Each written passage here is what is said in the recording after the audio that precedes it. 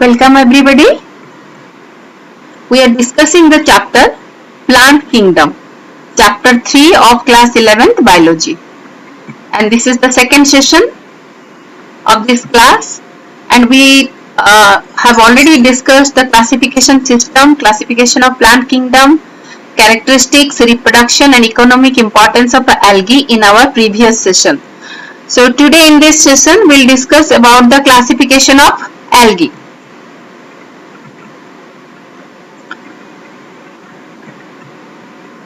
So the algae are classified into three main classes, that is chlorophyceae, phaeophyceae and rhodophyceae. So let us discuss these groups of algae one by one. Actually the division of algae is made on the basis of the type of pigment present in them and the composition of the cell wall. Okay, so let us first discuss the chlorophyceae, which is commonly known as green algae. So the green algae, the plant body may be unicellular, colonial and filamentous. I have already told you what is colonial. That means the organism is unicellular, but they form a aggregate. Okay, they form a mass. Filamentous means they form a thread-like structure, and they are grass green due to the dominance of the pigment chlorophyll A and B. Like plant, they have chlorophylls, and other than chlorophyll pigment they also have different pigments, but the dominant pigment is green pigment or chlorophyll pigment, so they look green in color, and that's why they are known as green algae. Okay, now the pigments, the green pigments are localized in definite chloroplast. They are present inside a chloroplast, and the shape of the chloroplast is it may be discoid, like disc-like, or plate-like, or reticulate. Reticulate means branched, or cup-shaped, spiral, or ribbon-shaped in different species. Okay, and the most special feature, this you have to remember children, very important from the examination point of view, they store protein and starch in one or two storage body called pyrenoids. So pyrenoids are the storage body in which the protein and starch are stored, and these pyrenoids are located in the chloroplast. Very important. Some algae may store food in the form of oil droplets. So what can be the stored food? The stored food may be protein and starch, or sometimes along with protein and starch the oil droplets can also be stored, and the storage structure, storage body is pyrenoid, and its cell wall is very rigid, and it consists of two layers. The inner layer is made up of cellulose and outer layer is made up of pectose. So here you can see different examples of chlorophyceae. The first one is Chlamydomonas. As I said, unicellular. They may be unicellular, colonial or filamentous. So unicellular algae, green algae, that is Chlamydomonas, you can see. Then Volvox is colonial. Here a number of the algae are aggregated together to form a spherical structure, that is Volvox. Then Eulothrix, you can see the filamentous structure is there. Okay, and besides that they are also forming the filamentous branched structure in Festicella, and in Alba it is leaf-like structure, and in Hydrodictyon it is filamentous, and again these filaments are arranged in a hexagonal structure. Now let us discuss the reproduction in chlorophyceae. So the chlorophyceae or the green algae can reproduce by all the three methods, that is vegetative, asexual and sexual methods. So vegetative method takes place by fragmentation. In my previous session, I have shown you how the fragmentation takes place in Spirogyra. The plant body is divided into pieces and each piece develops into a new plant. Asexual reproduction takes place by the formation of flagellated zoospores. Okay, so in previous session I have already described about the zoospores. And the sexual reproduction takes place by all the three methods, that is isogamous, anisogamous and oogamous. And I have already described what is isogamous. Isogamous means the gametes, the fusing gametes are similar in size, and anisogamous means the gametes are dissimilar in size, and oogamous means one is male and other is female. Clear distinction between male and female gamete is there. So this picture already I have shown you in my previous session. So fragmentation taking place in Spirogyra, which is the vegetative method of reproduction. So the plant body is fragmented into two pieces. Now each piece has been developed into a new Spirogyra. Now the zoospore, as you know, the zoospores are the asexual motile spores. They have flagella. So this is in case of Cladophora, the spores are produced which are the zoospores, and they are having two flagella and they are motile, and upon getting favorable condition they survive into a new Cladophora plant. Then isogamy is shown here. Now in more detail, sexual reproduction already I have shown you in the previous session. As I told you that the sexual reproduction may be isogamous, anisogamous and oogamous. So these sexual reproduction is of different types based on the type of gametes involved in the process. So in isogamous, as you can say, both the gametes are spherical and their size and shape is same. So there is no distinction between male and female gametes. That's why they are demarcated as plus and minus. Then angiospermy, anisogamy. In anisogamy, you can see the two gametes are totally different. Their size is totally different. But the thing is that both the gametes may be containing the flagella, or both are non-motile, or one is motile, other is non-motile. Okay, so this is anisogamous. Anisogamous means two gametes are dissimilar in size. Now oogamy, in oogamous there is a clear distinction between egg and sperm, in which one is motile and other is non-motile. Motile one is small and that is the male gamete, and non-motile one is bigger in size and that is the female gamete or egg. Now the next division of the algae, next group of algae is Phaeophyceae.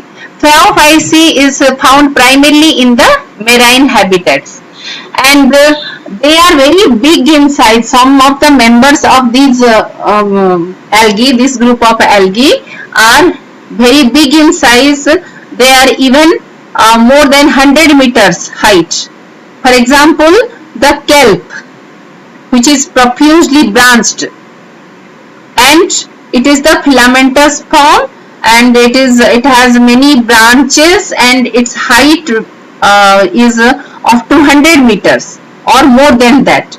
So the Phaeophyceae are also known as brown algae because along with chlorophyll A and chlorophyll C, they contain carotenoids and xanthophylls. Remember, because the classification of the algae depends upon the type of pigments present in that particular algae. So it is very important to remember the chlorophyll pigment and other pigments present in the particular type of algae. So in brown algae, what are the pigments? Chlorophyll A, chlorophyll C, carotenoids and xanthophylls. Okay. So their color varies from olive green to various shades of brown, depending upon the amount of xanthophyll pigment and the fucoxanthin present in them. The xanthophyll and fucoxanthin are brown color pigments. So more is the number of brown color pigments, more brown will be the algae, and less is the brown color pigment, then there will be olive green color structure. But here why they are known as brown algae? Because they have chlorophyll A and chlorophyll C, so they can perform photosynthesis, they are autotrophic, but the dominant pigment is the brown pigment, so that's why they look light brown to dark brown, so that's why they are known as brown algae. And the stored food is also important. So food is stored as complex carbohydrate, that is called laminarins or mannitols. So laminarin is the stored food material in laminarians, and mannitol may also be the stored food material in some members of this group. Okay, this is also very important. Stored food, then pigment and cell wall composition. These three things are very important for classifying the algae. The vegetative cell have a cellulosic wall which is usually covered by a gelatinous coating that is called algin. So in previous class, in previous session, I was talking about the algae. So algin has the water holding capacity and it has many uses in many commercial uses. So this is a gelatinous coating present around the cellulose cell wall. Okay, so the cell wall is made up of cellulose around which the gelatinous algin is present. The protoplast means the living mass contains plastids, and besides that it contains a large vacuole which is present at the center and a nucleus like the plant cell. The plant body is usually attached to the substratum by holdfast and has a stalk which is called style and the leaf-like structure that is called photosynthetic organ, or that is the frond. So here children, remember, the plant body is not differentiated into root, stem and leaf, so that's why they are thallophytes. But here you can see they are almost root, stem or leaf like structures, like the holdfast which helps the plant to attach to the substratum. Substratum means the structure or the surface upon which it grows. Okay, and it has a stalk. That stalk can be compared with the stem which is called style, and the photosynthetic organ, that is leaf like organ, that is frond, which can be compared with the leaf of the normal plant. So here in the picture you can see the diagram A, very much clear. It is holdfast is the structure with which it is attached to the substratum. Then next is stipe is the like stem like structure. Then frond is the biggest part. It is the leaf like structure which actually contains the different types of pigment besides having the chlorophyll pigments. So here in the second diagram, so first one is laminaria, second one is fucus, and third one is dictyota. Okay, so here in the three structures you can see that in the first one the frond is unbranched, it is not branched, but here in case of fucus and dictyota you can see that the frond is highly branched and they have midrib like structure and they have air bladders and they perform the photosynthesis.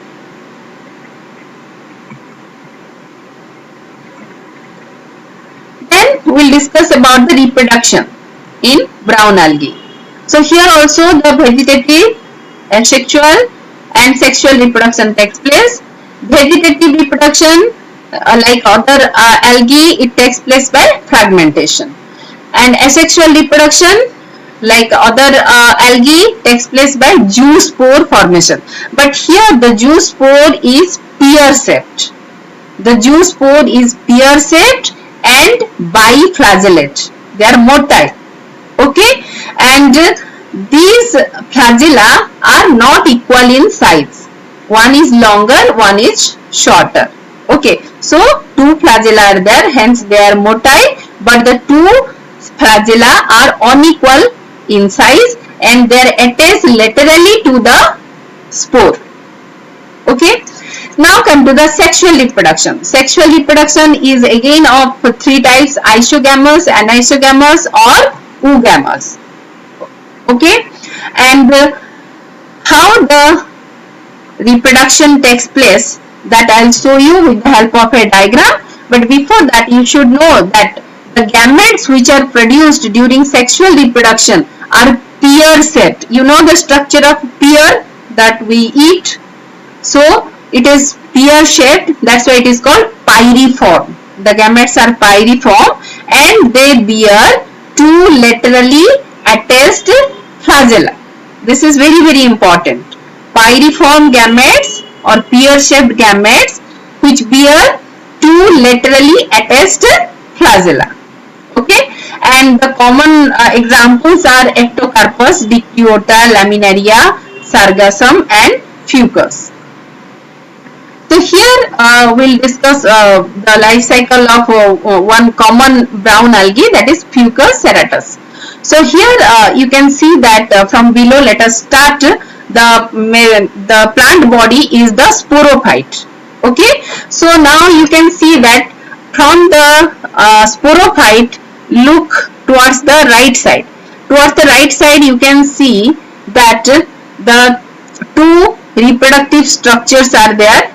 One is with the female symbol and other one is with the male symbol.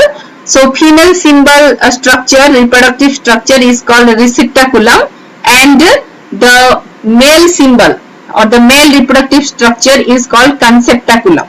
Okay, so the sporophyte is the main plant body which produces the two reproductive structures, receptaculum and conceptaculum. Conceptaculum is the male plant, receptaculum is the female plant. So these two types of plants are developed from the zoospore by asexual reproduction. Now what happens? See, the conceptaculum, it develops antheridia. Antheridia is the male reproductive structure. Conceptaculum is the male plant, receptaculum is the female plant.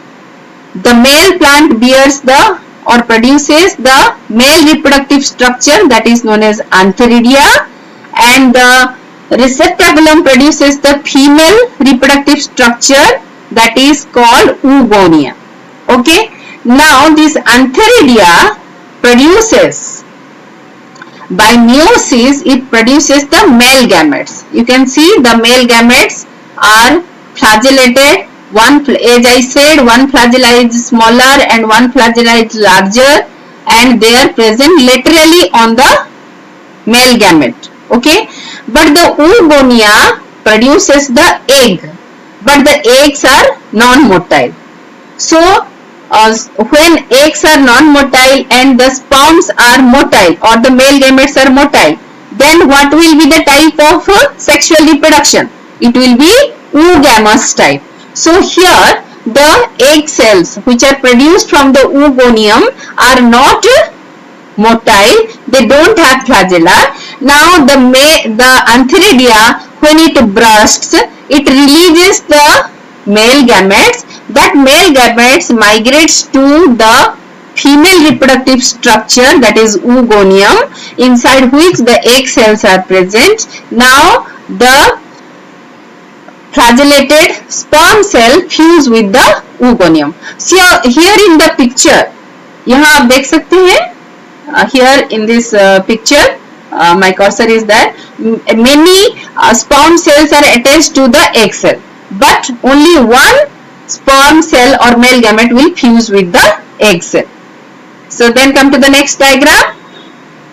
आप next diagram में आओ, देखो वहां आपका male gamete और female gamete का fusion हो रहा है. So now the fusion, when they are completely fused, the process is called fertilization, and after fertilization they undergo mitosis. Here you can see my cursor is there. Okay, so they are undergoing mitosis. So here fusion has taken place. After fusion the zygote is formed where fertilization is written. Then the zygote divides mitotically and it forms a new plant of fucus, that is the sporophyte. So I think it is clear to you how the sexual reproduction takes place in brown algae. The next come to the last group of algae, that is red algae or rhodophyceae. So here also the green pigments, that is chlorophyll pigments, are present, but the dominant pigments are the red pigments, that is called R phycoerythrin. Phycoerythrin are the red pigments. Okay, so these are the dominant pigments, that's why they look red. But since they have chlorophyll pigment, they are autotrophic, they can synthesize their own food. Okay, so they are marine, and generally they live in the warmer areas of the ocean or sea. They occur in both well lighted region where sufficient light is there and where at the greater depth in the ocean. So I have already told you that the red algae can absorb the spectrum that reaches the depth of the light, and from that they obtain the energy for photosynthesis or for synthesizing the food. So they can live on the surface of the water as well as at the great depth. Their thallus is red in color and they are multicellular. These algae are multicellular, and food is stored, very very important, food is stored as Floridian starch. Food is stored as Floridian starch, which is very similar to the amylopectin. So amylopectin is a conjugated carbohydrate which is composed of carbohydrate as well as protein. Okay, and another stored food material is glycogen. So Floridian starch is similar to amylopectin and glycogen. So these are basically carbohydrates, conjugate carbohydrates. So here you can see the example of red algae, Corallina, that is marine form. You can see here it is how it is branched and widely spreaded its branches. Then here Polysiphonia. So here you can see it is just like a branch of a tree. Okay, so it is a highly branched thallus of Polysiphonia, and they appear red. Now let us look into the process of reproduction in Rhodophyceae. So as usual, like other algae, the reproduction, vegetative reproduction is by fragmentation, and but asexual reproductions takes place by the spores which are non-motile. Unlike other algae, here the asexual spores are non-motile and sexual reproduction takes place by non-motile gametes. Okay, so the sexual reproduction is oogamous type and accompanied by complex post-fertilization development. Means what post-fertilization development means? After fertilization, what is formed? The zygote is formed. Now that zygote undergoes a very complex process of embryonic development. Okay, so that is called post-fertilization development. The common members of this group are Polysiphonia, Porphyra, Gracilaria and Gelidium. Now let us discuss one example, that is Gracilaria, the life cycle of Gracilaria. So here you can see that let us start from below.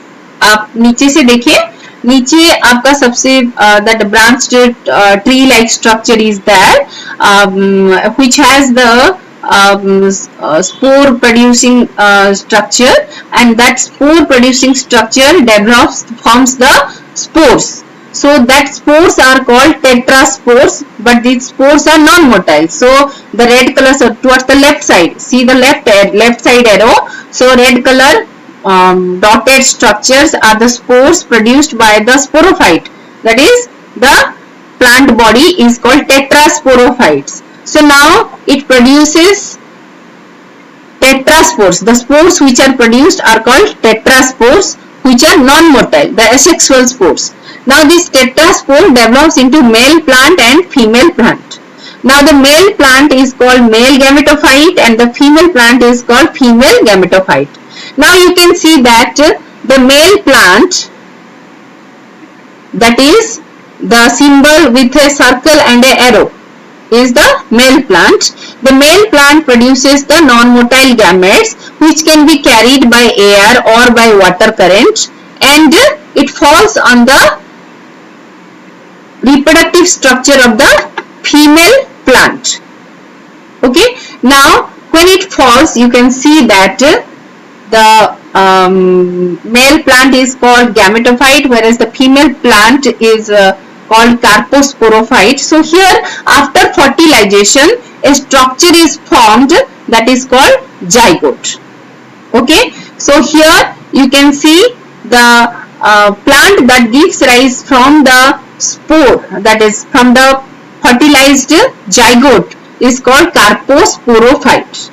Okay, so that carposporophyte contains the cytocarps. Here you can see the structure, that is the carpospores. So here again it is able to reproduce asexually. So here the plant reproduces asexually to produce spores. Then the spore develop into female plant and male plant, or female branch or male branch. Then the male and female branch or plant produces the non-motile gametes. When the non-motile gametes come closer, they fuse, they form the zygote.